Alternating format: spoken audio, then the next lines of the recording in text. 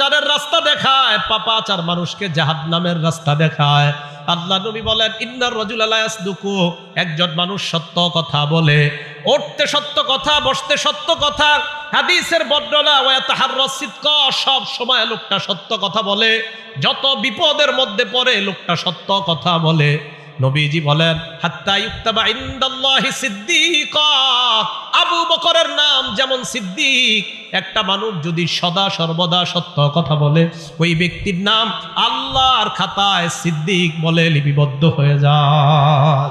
এরপরে দেখেন কি বলে, ওয়া ইন্নাল রাজুলা লা ইয়াকযিবু, একজন মানুষ খালি মিথ্যা কথা বলে, ফোনেও মিথ্যা কথা বলে, সরাসরিও মিথ্যা কথা বলে, আর ফোনে মিথ্যা কথা বেশি বলে।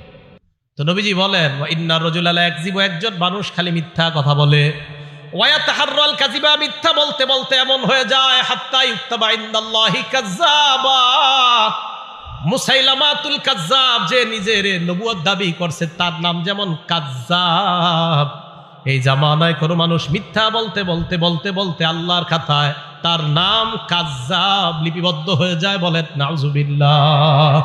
মিথ্যা নবুয়ত দাবিদারের নাম যেমন কাযযাব, এই যুগে বারবার যে মিথ্যা বলে, বারবার যে মিথ্যা বলে, তার নাম কাযযাব লিপিবদ্ধ হয়ে যায়। আম্মা জান আয়েশা সিদ্দিকা রাদিয়াল্লাহু তাআলা আনহার বর্ণনা, ক্বালা রাসূলুল্লাহি সাল্লাল্লাহু আলাইহি ওয়াসাল্লাম, আম্মা জান আয়েশা সিদ্দিকা বলেন, মা কানা খুলুকুন আবগাযা ইলা রাসূলিল্লাহি সাল্লাল্লাহু আলাইহি ওয়াসাল্লাম মিনাল কাযিব। দেখেন কি বলে রাসূল। আম্মাজান বলেন, নবীজির কাছে মিথ্যা কথা বলার চাইতে আর কোনো খারাপ, এই অপছন্দনীয় আর কোনো কিছু নবীর কাছে ছিল না। কেউ যদি মিথ্যা কথা বলতো, এটা নবী সবচেয়ে অপছন্দ করতেন। ইতিমধ্যে এক গ্রাম্য ব্যক্তি আসলেন। গ্রাম্য ব্যক্তি আসার পর রসুল আকরাম সাল্লাল্লাহু আলাইহি ওয়াসাল্লামকে প্রশ্ন করলেন, মাতাসসাআতু ইয়া রাসূলুল্লাহ, হুজুর কিয়ামত কবে? ফাকালা বা'দুহুম সামি'a মা ক্বাল ফাকারিহা মা ক্বাল। সাহাবাদেরকে কি মাইক বাড়াইছেন? আপনাদের কুইসি বাড়াইতে আমার কথাই না শুনবেন। রসুল আকরাম সাল্লাল্লাহু আলাইহি সাল্লামকে এক ব্যক্তি প্রশ্ন করলেন, কিয়ামত কবে? নবীজি সাল্লাল্লাহু আলাইহি সাল্লাম, ফামাযা রাসূলুল্লাহি সাল্লাল্লাহু আলাইহি ওয়াসাল্লাম ইউহাদ্দিসু, আল্লাহ রসুল সাল্লাল্লাহু আলাইহি সাল্লাম ওনার আলোচনা চালাইতে থাকলেন। যিনি প্রশ্ন করলেন কিয়ামত কবে, তার কোনো জবাব না দিয়ে উনি ওনার আলোচনা কন্টিনিউ করলেন, চালাইতে থাকলেন। ফাকালা বা'দুহুম সামি'a মা ক্বাল ফাকারিহা মা ক্বাল। সাহাবাদের কেউ কেউ বললেন, নবীজি তার কথা শুনছে, কিন্তু মনে হয় সে যা বলছে এটা নবী অপছন্দ করছে, এই জন্যই তো নবী তার কোনো জবাব না দিয়ে উনি ওনার কথা জ্বালাইতেছে। এটা সাহাবাদের বক্তব্য। ওয়া ক্বালা বা'দুহুম বাল লাম ইয়াসমা রাসূলুল্লাহি সাল্লাল্লাহু আলাইহি ওয়াসাল্লাম। আরেক সাহাবা বললেন, আমার তো মনে হয় নবীজি তার কথা শুনেই নাই। কোন কোন সাহাবা বললেন, নবী তার কথা শুনছে, কথাটা পছন্দ করে নাই, তাই নবী তারে কোনো জবাব দেয় না। আরেক সাহাবা বললেন, আমার তো মনে হয় নবীজি তার কথা শুনেই নাই। হাত্তা ইযা ক্বাদা হাদিসাহু, নবীজি যখন তার কথা শেষ করলেন, কথা শেষ করার পর রসুল আকরাম সাল্লাল্লাহু আলাইহি ওয়াসাল্লাম বললেন, আইনা উরাহুস সাইলু আনিস সাআহ। নবীজি বললেন, কিয়ামত সম্পর্কে প্রশ্নকারী ব্যক্তি কোথায়? যিনি কিয়ামতের ব্যাপারে প্রশ্ন করলেন তিনি কোথায়? তো যিনি প্রশ্ন করছেন তিনি বললেন, আমি। হুজুর, আমি প্রশ্ন করছি। এই কথা বলার পর আল্লাহ রাসূল সাল্লাল্লাহু আলাইহি সাল্লাম বললেন, ইদা দুগিয়াতিল আমানা ফান্তাজিরিস সাআহ, যখন আমানত উঠিয়ে নেওয়া হবে তখন কিয়ামতের অপেক্ষা করো। সাহাবারা প্রশ্ন করলেন, কাইফা ইদাআতুহা ইয়া রাসূলুল্লাহ, হুজুর আমানত উঠিয়ে নেওয়া হবে কিভাবে, আপনার কাছে জানতে চাই।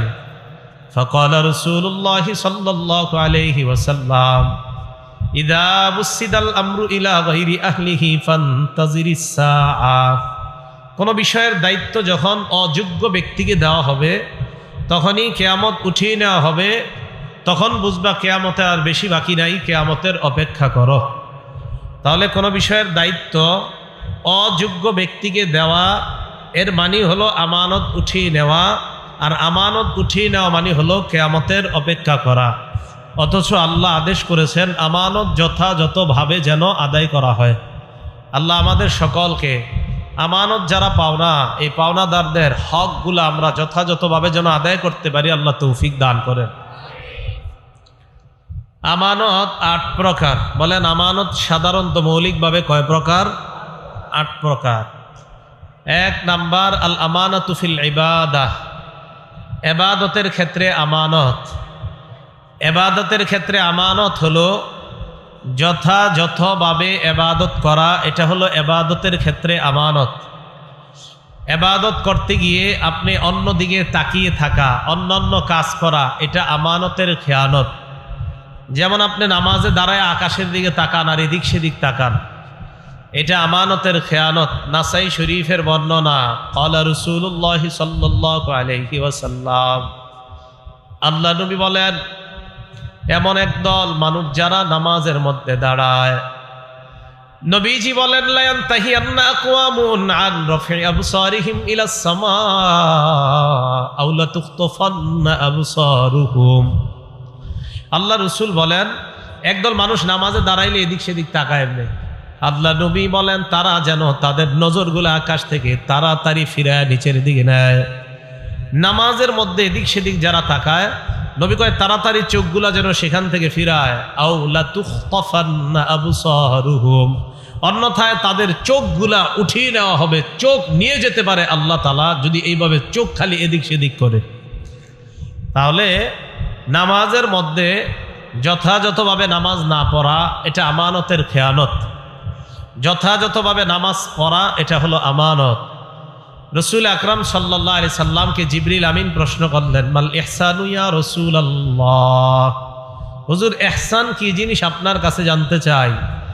ফাকালা রাসূলুল্লাহ সাল্লাল্লাহু আলাইহি ওয়াসাল্লাম আন তা'বুদাল্লাহা কাআন্নাকা তারাহ, ইহসান হলো তুমি আল্লাহর ইবাদত এমন ভাবে করা যেন তুমি সরাসরি আল্লাহকে দেখতে পাও।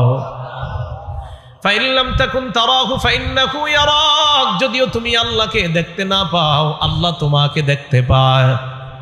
তুমি আল্লাহর ইবাদত এমন ভাবে করা যেন আল্লাহকে তুমি দেখতে পাও, যদিও তুমি আল্লাহকে দেখতে না পাও, এটা নিশ্চিত আল্লাহ তোমাকে দেখতে পায়। তাহলে ইবাদত এটা যথাযথভাবে করা। সহিহ বুখারীর বর্ণনা 5760 নম্বর হাদিসের বর্ণনা, বাইনামান নবিয়্যু সাল্লাল্লাহু আলাইহি ওয়াসাল্লাম ইউসাল্লি, আল্লাহ নবী মসজিদে নামাজের জন্য দাঁড়াইলেন। হঠাৎ আল্লাহ নবী সামনের দিকে তাকাইলেন, তাকিয়ে দেখলেন ফারাআ ফি কিবলাতিল মসজিদি নুখামা, আল্লাহ নবী তাকায় দেখলেন মসজিদের সামনের দেয়ালে নাকের ময়লা দেখা যায়, নাকের শ্লেষা দেখা যায়, নাকের ময়লা। ফাহাক্কাহা বিয়াদিহি, আল্লাহ নবী নিজ হাত মুবারক দ্বারা ওই নাকের ময়লা পরিষ্কার করলেন। নিজের হাতে নাকের ময়লা, নিজের নাক না আরেকজনের নাকের ময়লা নবী নিজ হাতে পরিষ্কার করলেন। পরিষ্কার করার পর ফাত্তাগাইয়াযা, নবীর চেহারা মুবারক লাল হয়ে যায়, আল্লাহ নবী রাগান্বিত হয়ে যায়। সাহাবাদেরকে বললেন শোনো তোমরা, ইযা কানা আহাদুকুম ফিস সালাত, তোমাদের কেউ যখন নামাজের মধ্যে থাকো, ফাইন্নাল্লাহা হিয়ালা ওয়াজহিহি, মনে রাখবা তোমার চেহারার সামনে আল্লাহ থাকেন। নামাজে যখন থাকো সামনে কে থাকেন? আল্লাহ।